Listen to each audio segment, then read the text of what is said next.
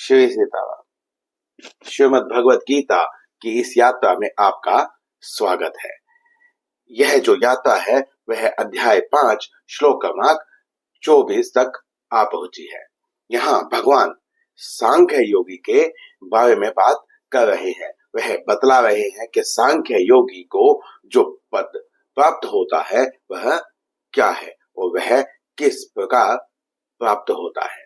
तो भगवान यहाँ कहते हैं योऽन्तः सुखो अन्तरारामस्तथा अन्तर्ज्योतिरेव यः स योगी ब्रह्मनिर्वाणम् ब्रह्मभूतोऽधिगच्छति। यहाँ भगवान ने इस पूरे श्लोक में जो भी कहा है वह अंतर्मुखी योगी के बारे में कहा है। यहाँ भगवान कहते हैं यो अंतः सुखो, जो अपने अंतर में सुख को पाता है, देखता है। यहाँ अंत जो शब्द आया है यह अंतःकरण के लिए नहीं है, यह परमात्मा के लिए है, क्योंकि परम जो सुख है वह परम पिता परमेश्वर ही है। इसीलिए जो हृदय में हमें सुख की अनुभूति प्राप्त होती है, ऐसे सुख की अनुभूति जो जिसका फिर कभी नाश नहीं होता, जो च्युत नहीं होती, जो सदैव रहने वाली होती है, उस सुख के बारे में भगवान ने कहा है। तो उससे हम परम पिता परमेश्वर ही लेकर चलेंगे। फिर भगवान कहते हैं अंतरारामस्तथा, जो अपने अंतर आत्मा में ही रमता है, जो अपने अंदर बैठे हुए परमात्मा को जान लेता है, अपने स्वरूप को जान लेता है और उसी में ही रमण करता है, अर्थात बाहर की किसी भी क्रियाओं में वह रमण नहीं करता है। क्रियाएं तो होती रहती हैं, मनुष्य उस क्रिया के साथ अपना संबंध बनाता है, तब ही वह उस क्रिया का भागीदार कर्ता बन सकता है। यदि वह उनके साथ कोई संबंध ना बनाए तो क्रियाएं चल रही है, हम सो रहे हैं, चाहे कुछ भी हो जाए हमें उससे कोई लेना देना नहीं है। जैसे भगवान ने कहा था कि योगी जो होता है वह उस समय जागता है जब सारा संसार सो रहा होता है, और जब सारा संसार जाग रहा होता है तो वह योगी के लिए निद्रा के समान है। तो वह इसीलिए ही कहा था क्योंकि जो योगी होता है वह बाहरी क्रियाओं के साथ अपना कोई भी संबंध नहीं रखता है, वह अपने अंतःकरण में ही, अपनी अंतर आत्मा में ही रमण करता है। वह जो उसकी यात्रा है, जो उसकी खोज है अपने स्वरूप को ढूंढने की, परम पिता परमेश्वर को पाने की, परम पद को पाने की, मोक्ष को पाने की, उसके लिए वह अपने ही अंदर गोता लगाता है।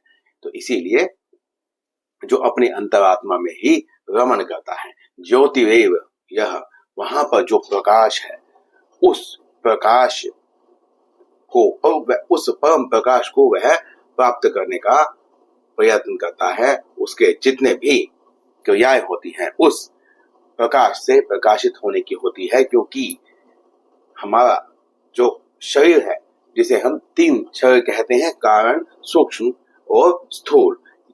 कारण शरीर जो होता है वह आत्मा से प्रकाशित होता है।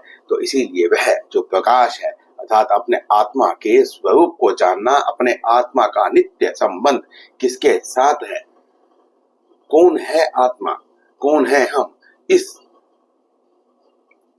अंधकार को समाप्त करने वाला जो प्रकाश हमारे अंतःकरण में है उसका दर्शन करता है। जैसे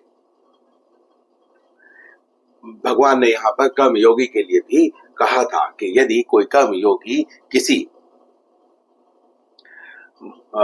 महान तत्वदर्शी के पास न जाकर और लोक कल्याण के कार्य करता है तो धीरे धीरे वह सब कार्य करते हुए उसके मन में एक वह जो ज्ञान है वह उत्पन्न हो जाता है। ज्ञान प्रकाश ही होता है। तो भगवान यहाँ कहते हैं स योगी, वह योगी ब्रह्म निर्वाणम, शांत ब्रह्म को ब्रह्म भूतोधि गच्छति, शांत ब्रह्म को ब्रह्मभूत होकर स्वयं ब्रह्म होकर प्राप्त कर लेता है। ब्रह्म भूत होना क्या है? यहाँ पर जो ब्रह्म है वह कोई क्रिया नहीं करता है, वह किसी के साथ लिप्त नहीं होता है, वो बहुत वृहद है। इसीलिए भगवान यहाँ पर कहते हैं ऐसा जो योगी है वह शांत हो जाता है, वह अपने अंदर की यात्रा करता है, बाह्य संसार से उसका कोई संबंध नहीं रहता है, इसीलिए वह शांत ब्रह्म को प्राप्त करता है। वह ब्रह्म जो कोई क्रिया नहीं कर रहा है, जिस ब्रह्म में परम शांति है, उस ब्रह्म को प्राप्त कर लेता है। अब यहाँ पर जो ब्रह्म को ब्रह्म होकर ही प्राप्त होना है, इसे हम लौकिक में कैसे समझेंगे? तो हम लौकिक में इसे समझने के लिए एक उदाहरण लेते हैं।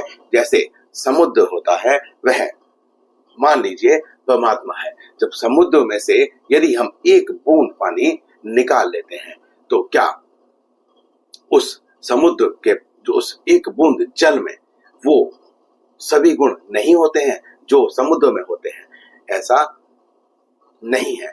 उस एक बूंद जल में भी वही सब गुण होते हैं जो समुद्र में होते हैं, परंतु उसका जो विस्तृत रूप है, जो उसकी ताकत है, वो वहां पर वह फूल गया है। तो जब उस जल की बूंद को आप वापस से समुद्र में डालेंगे, तो वह फिर से उस समुद्र के रूप को प्राप्त कर लेगा और अपनी सत्ता को खो देगा।